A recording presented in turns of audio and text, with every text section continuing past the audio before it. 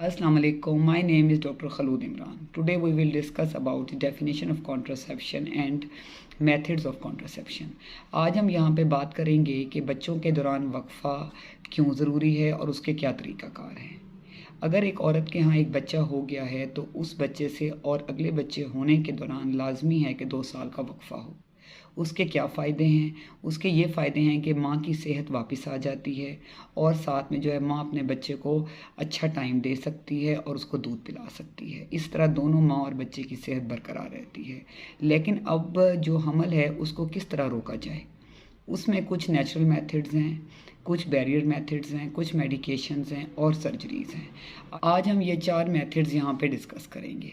सबसे पहले हमारे पास आते हैं नेचुरल मेथड्स। नेचुरल मेथड ये है कि जो मेल है वो विड्रॉल मेथड करे।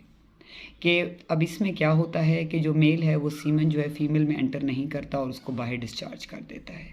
अब सेकंड मेथड है जो फर्टाइल विंडो है उसका फ़ीमेल ख्याल रखे, वो अपनी गायनाकोलॉजिस्ट के पास जाए। वो कैलेंडर बेस्ड पे, क्योंकि हर फीमेल का जो मंथली साइकिल है वो डिफरेंट होता है। किसी का 26 डेज़, किसी का 28 डेज़, किसी का 32 डेज़। तो आपकी जो गायनाकोलॉजिस्ट हैं वो आपके ओवुलेशन डेज़ आपको निकाल के देंगी। जो आपका फर्टाइल विंडो पीरियड है 7-8 डेज़ का वो आपको निकाल के देंगी। उसमें जो है मेल और फीमेल आपस में एक दूसरे से ना मिलें तो उस तरह भी हमल नहीं होता। पिछले दौर में जब ये फैसिलिटीज़ नहीं थी अल्ट्रासाउंड की और फर्टाइल विंडो की, तो उस दौर में फ़ीमेल सर्वाइकल म्यूकस की थिकनेस देख के, क्योंकि जब एग आता है तो फीमेल का जो डिस्चार्ज है वो थिक रॉ एग की तरह होता है, थिक होता है, नॉन इजी टू वॉश होता है। तो जो है फ़ीमेल उसको अंदाज़ा लगाकर 72 आवर्स तक जो है वो 48 to 72 आवर्स तक जो है वो मेल से वो अवॉइड करती थी क्वाइटस, तो उसमें प्रेगनेंसी नहीं होती। लेकिन जो है आजकल फैसिलिटी मौजूद है। आप स्कैन पे अपनी गायनाकोलॉजिस्ट से डेज़ निकलवाएं और आप इन डेज़ का ख्याल करें। अब उसके बाद जो अगला मेथड है वो हमारे पास आता है बैरियर मेथड। उसमें जो मेल हैं वो कॉन्डम यूज़ कर सकते हैं। ये बहुत ही एक चीप, नॉन इन्वेसिव और इसमें कोई हार्मोन नहीं है, इसका कोई नुकसान नहीं है। इवन कि ये ना सिर्फ जो है स्पर्म को जाने से रोकता है टूवर्ड फीमेल, बल्कि हेपेटाइटिस बी, एड्स और बहुत सी PIDs इन्फेक्शंस हैं उससे मेल भी बचता है और वो फीमेल को भी नहीं देता। इसलिए जो है कॉन्डम एक बहुत सेफ़ यूज़ है अगर जो है वो मियाँ और बीवी उसको सही तरह यूज़ करें। उसके अलावा जो है जिस तरह मेल में कॉन्डम्स है इस तरह फ़ीमेल में सर्वाइकल कैप्स अवेलेबल हैं, सर्वाइकल डायाफ्राम्स हैं। इनके भी यूज़ का तरीका अगर फ़ीमेल बहुत अच्छा करती है तो बहुत अच्छी जो है प्रेगनेंसी को अवॉइड किया जा सकता है।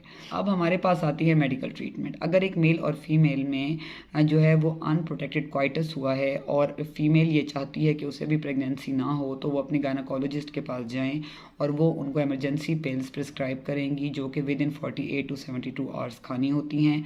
तो उससे जो है प्रेगनेंसी से फ़ीमेल सेफ़ रहेगी। और उसके अलावा जो है हमारे पास जो है वो पिल्स आती हैं, ओरल कॉन्ट्रासेप्टिव पिल्स आती हैं जो कि मंथली खानी होती हैं। फ़ीमेल ने डेली की एक टैबलेट वो लेगी और फीमेल को उस तरह जो है वो प्रेगनेंसी नहीं होगी। इसी तरह जो है फ़ीमेल के पास जो है वो इंजेक्शंस आते हैं।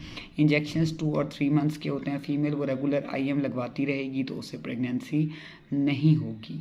इस तरह जो है ये मेडिकल ट्रीटमेंट है। लेकिन ये जो ट्रीटमेंट्स हैं इनके साथ प्रेगनेंसी हो भी सकती है लेकिन चांस बहुत कम होते हैं। वो जब अपनी आप गायनाकोलॉजिस्ट के पास जाएंगी वो आपको इनके साइड इफ़ेक्ट्स भी बताएंगी और मैं भी आने वाली वीडियोस में आपको 1 बाय 1 करके तमाम मेथड्स के साइड इफ़ेक्ट्स क्लियर करूँगी। क्योंकि याद रखें कि जो नेचुरल और बैरियर मेथड है वो बिल्कुल सेफ़ है। जो मेडिकल ट्रीटमेंट है वो उसके साइड इफ़ेक्ट्स बहुत ज़्यादा हैं, स्पेशली जिसमें ब्रेस्ट कार्सिनोमाज हैं और यूट्राइन कैंसर्स हैं। इसलिए जो है इनका अपने लॉन्ग टर्म यूज़ प्लीज़ खुद से नहीं करना, नेट पे पढ़ने से नहीं करना, किसी भी आपने क्वैक के पूछने पे नहीं करना। Always go to proper gynaecologist ताकि वो आपको बता सकें कि भाई इस मेडिसिन के साइड इफ़ेक्ट्स क्या हैं। ट्रीटमेंट के बाद हमारे पास आती है सबक्यूटेनियस इम्प्लांट्स और कैप्सूल्स। हमारे पास कुछ कैप्सूल्स हैं और पैचेस हैं जो कि हम अंडरनीथ आर्म रखते हैं और वो हार्मोन रिलीज़ करती हैं, एस्ट्रोजन और प्रोजेस्टेरॉन, जो कि फ़ीमेल को प्रेगनेंसी से बचाती हैं। उसके बाद हमारे पास आती हैं IU series intra uterine contraceptive devices जो कि फ़ीमेल को 5 से 10 साल का वक्फ़ा देती हैं। वो जो है कॉपर टी की शेप में है, मल्टी लोड की शेप में है, या हमारे पास जो है वो मैरीना की शेप में है, जो कि हम फ़ीमेल को during menses, second day of menses पे या जस्ट आफ्टर डिलीवरी भी हम रख देते हैं, सिजेरियन के बाद या नॉर्मल डिलीवरी के बाद, ताकि जो है फ़ीमेल जो है वो प्रेगनेंसी उसे ना हो और वो अपना अच्छा टाइम जो है अपने बच्चे को दे सके और साथ में उसको दूध पिला सके। लास्ट में हमारे पास आती है सर्जिकल ट्रीटमेंट, जो कि जो है मेथड स्टेरिलाइजेशन का, जो कि सबसे सेफ़ है और रिलायबल है।